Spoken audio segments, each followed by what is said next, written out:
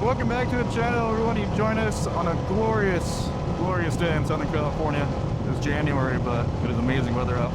And you're right, I said we because I have my wonderful wife on the back, riding shotgun, probably steering the mirror. But we're off to a friend's birthday party down in Marietta. I'm taking the streets today. Nice casual ride. See if we can make a video out of this. Alright, a couple things to know before we take passengers out. It's a completely different riding style, mainly because, and there's no easy way to say this, there's a little bit of a weight difference on the back, right? Sports bikes, they have foot pegs back there, but I don't know if a lot of people use them other than just for a little back and forth. We're going about 40 minutes, so a little bit of a ride. Now, on the back seat, on the sports bike, you can imagine the seat is tiny. It's extremely uncomfortable, so these longer rides, you definitely have to make sure your partner's okay with it. Also have to make sure that, you know, the trust between you two is absolutely perfect. You know, have a talk with them before they get on the bike. Tell them exactly what they need to know. You know, don't shift your weight. Be as stable as possible, and just hang on for dear life. Now, communication made awesome in the modern day. But back, 10 years ago, we didn't have Cardos. They were just starting to come out with whatever versions they had. We have two Cardos. Unfortunately, you can't hear on this one because my two mics are being used for the mouthpiece here and then the helmet, as well as the exhaust in my pants. But maybe we'll do that in a later future video. Now, obviously, there's a bit of traffic. We're not weaving in and out of it, mainly because my partner doesn't really like lane splitting. It's totally fine. Don't push the boundaries of the person as a passenger. We're not going to go too fast. Also have to be aware that, their legs do stick out on the left and right side, so you're not as tiny as you once were. Probably the frame of the mirror is going to be where your new position of the bike is going to be when lane splitting there. We'll do it when we need to, but for the most part, we're going to have a really chill ride there. A couple things to know when you're a passenger, make sure you step on and off, have great communication, talk, make sure if they never need a shift or they're okay, check in with them often. But for the most part, what you're going to see different on the bike is braking, shifting, and power. The bike is going to sit a lot lower with an extra passenger. Once again, nice way of saying this, but the extra weight on the back really changes the dynamics of the bike a bit. When you're braking, you have to think ahead more. You're going to take longer to stop. The brakes aren't going to be as responsive. When you're cornering, you're going to be a little top heavy. You can see on the back a little bit, her helmet and her head right over my shoulder a bit. So it's very important to keep in mind the dynamic changes it's going to have on the ride and the sports bike itself. Look at this beautiful Temecula sunset. Where else in the world during January can you get this amazing sunset in view? Love it out here. We're going to do a lot more videos coming up soon as the weather gets warmer, and should have a great time for the rest of the year. Now, as you're turning, I like to use the handlebars a little more versus body weight, just because the weight of the entire bike and the area of focus for most of it changes dramatically with the passenger on it. Keep it as smooth as possible. If you have to brake really hard, make sure they're in a good position to hold on. I have seen people fall off bikes, and it's not pretty. Now, when you're adding throttle a bit, nice and slow, you don't want to yank them back. If they're not holding on, the road is rough, they're going to have a really tough time and not enjoy it. So ease on the throttle, ease on the brakes. Everything is a lot more gentler because you have another person to have responsibility on it in the back seat. Now, when you're turning here, you have to make sure that your passenger understands that they have to lean too a little bit. They can't be a big rock on the back. It really upsets the whole flow of the motorcycle itself. Being able to have a partner that's ridden on a motorcycle before, or going out in the parking lot beforehand, really helps.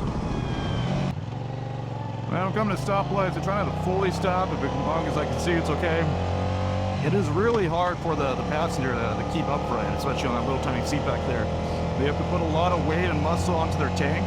This is a pretty big workout riding a sports bike regardless, but as passenger and having a passenger, your workout is magnified quite a bit on this. So make sure you're in a good state of mind, no drinking, no drugs, and being able to do this safely as cleanly and smoothly as possible is really the ultimate goal. I will say though, after you've done this a few times with the passenger, it does get a lot easier though. The first couple times, definitely make sure that you're both aware that it may take a little bit of an adjustment, but for the most part, you get used to it pretty easy. Now, would I recommend this on the sports bike? Probably not, but my girl's a trooper. I can take care of herself and on the pain in the back of the bike. This is a little longer of a ride than I would like, but for the most part, we'll get there and relax a bit. And it really helps to do a test drive around the block just to get the confidence up for both the partners. I know it can be a little scary for people. You know, some people are very excited to hop in the back of a motorcycle, but others are terrified. Especially you as a rider, you don't have to embarrass yourself when taking someone out in the back. Now, a fun little story. Back 10 years ago, back in college, when I met my then girl on campus that I was trying to impress really heavily, I had just purchased a 2010 blacked out Yamaha R6 with special Raven edition. And it was my goal to impress that girl because she was the most beautiful girl on campus. But that was way out of my league. But here I am with a motorcycle thinking I can, you know, kind of have some game. So went out and did Chipotle. And one of my greatest memories is me stalling the bike out at the red light and trying to play it off like the motorcycle was broken. But my girl, being as smart as she is, she's been on motorcycles before and knew exactly what happened, but played it off as cool as possible. So that's how we met. Motorcycle on the way to Chipotle. And it continues 10 years later on the Yamaha R7. So 10, 11 years later, you never know what's going to happen with the girl you met in college in the back of the bike. So take that person out in the back, take that risk. Definitely worth it at the end of the day. Never know. Oh God, this road sucks. The fuck, is this going to go off-road? Man, there was a period in between that R6 and this Yamaha R7 where we had moved to Chicago, and it was extremely cool. It's owning a motorcycle wasn't practical, yet affordable for me. I was still paying off student loans, but now that we're in a little better place in life, owning the R7 here and riding in Southern California was well worth the time and sacrifice, and so happy to be getting back in motorcycles. I think eventually, you know, in a year or in the, you know, not too distant future, we might, you know, add a adventure bike or, you know, more touring bike style to the garage. A little more easier for these hard journeys. I love the R7, but, you know, it's difficult in a lot of situations and not as practical. Now, the R7, as I've said in previous videos, is one of the best daily sports bikes that you could possibly purchase, mainly because of the ergonomics, comfortability of it.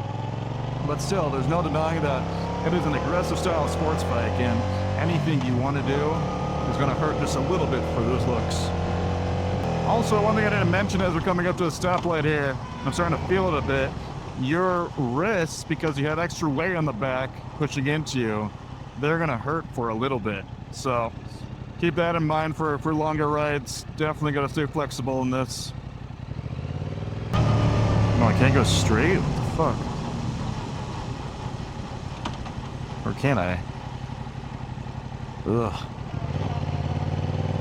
There's a truck down there. Fucking hell.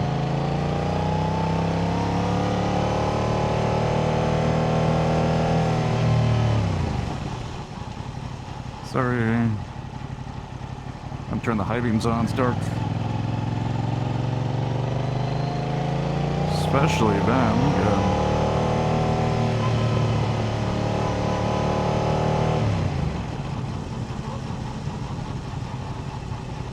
Can't just park here? What the fuck? Okay, what the fuck?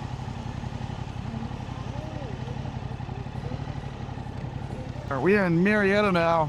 Gonna take a small detour because of some event, but the stop signs are not helping either the comfortability on this bike or these roads. But we're almost there. A number of minutes. Get some food and some drink. And there you have it, guys. Welcome to the city of Wildomar. We are going right there to that French eatery and brewery. So we'll see you guys in there, do some B-roll of the food, and no, call it a day. Thanks for coming along on this vlog, and see you in the next one.